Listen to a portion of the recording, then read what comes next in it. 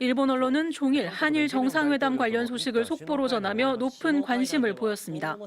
한국 대통령이 양자회담을 위해 일본의 지방도시를 방문하는 건 14년 만이라며 이재명 대통령의 나라 방문에 의미를 부여하는 모습도 눈에 띄었습니다. 또 이 대통령은 한국산 드럼을, 다카이치 총리는 일본산 시계를 준비했다며 양국 정상이 마련한 선물 소개도 빼놓지 않았습니다. ドラム好きの高市総理にイ大統領は韓国製のドラムをプレゼント。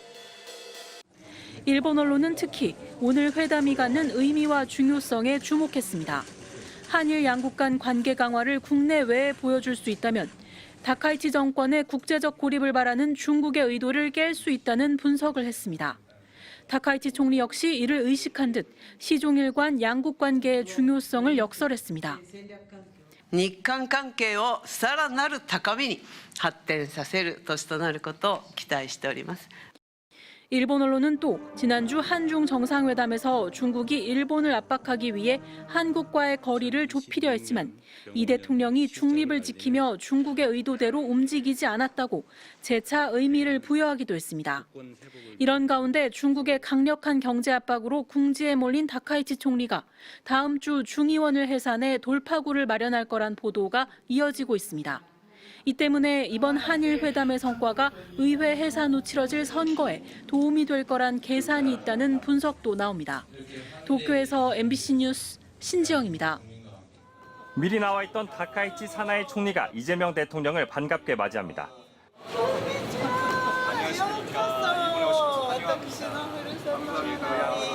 벽을 깨가지고 환영해 주시면 제가 온줄 바를 모르겠습니다. 관례를 깨고 총리가 이 대통령 부부가 머무는 숙소로 깜짝 마중 나와 환영의 뜻을 전하자 이 대통령은 거듭 감사를 표했습니다. 한일 관계 개선을 위해서 온몸을 던지다시피 특별한 배려를 해주신 총리님께 깊은 감사의 말씀을 드립니다. 고맙습니다.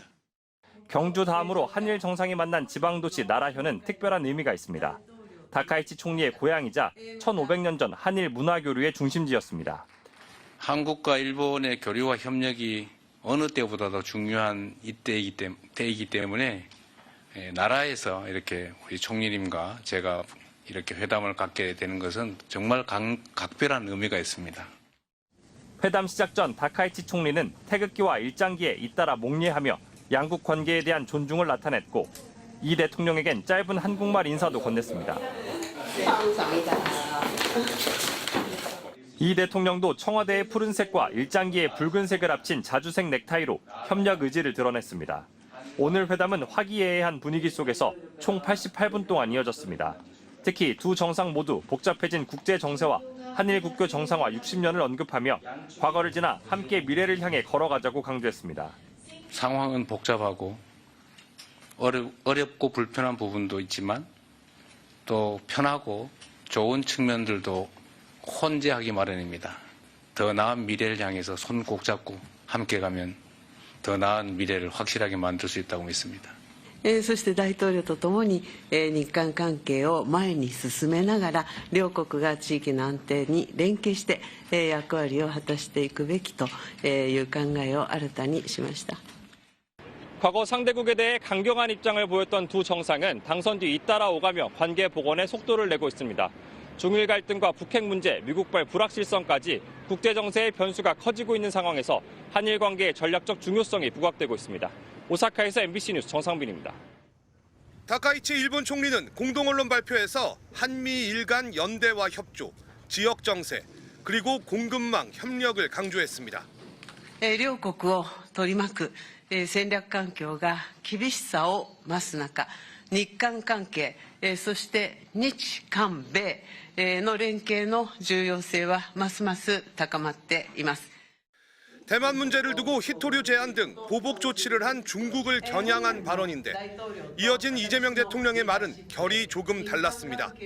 한미일 협력을 말하면서도 영내 평화를 위해서라는 단서를 달았고 급변하는 국제 정세 속에서 영내 평화와 안정을 위한 한미일 협력의 중요성에 대해서도 인식을 함께하였습니다.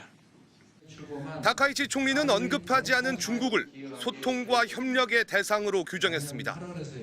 저는 동북아 지역의 한중일 3국이 최대한 공통점을 찾아 함께 소통하며 협력해 나갈 필요가 있다는 점도 강조하였습니다. 한미일은 물론 중국과도 국익을 위해선 공조할 수 있다는 뜻과 함께 중국과 일본 두 나라의 갈등에 한국이 굳이 끼어들 생각이 없다는 것을 분명히 한 겁니다. 이재명 대통령은 지난주 한중 정상회담에서도 전략적 균형을 유지했습니다. 역사의 올바른 편에 서라는 시진핑 중국 국가주석의 발언에 각국의 이익과 중대 관심사는 당연히 존중받아야 한다면서도 공자 말씀이라고 생각한다면서 확대 해석에 선을 그었습니다.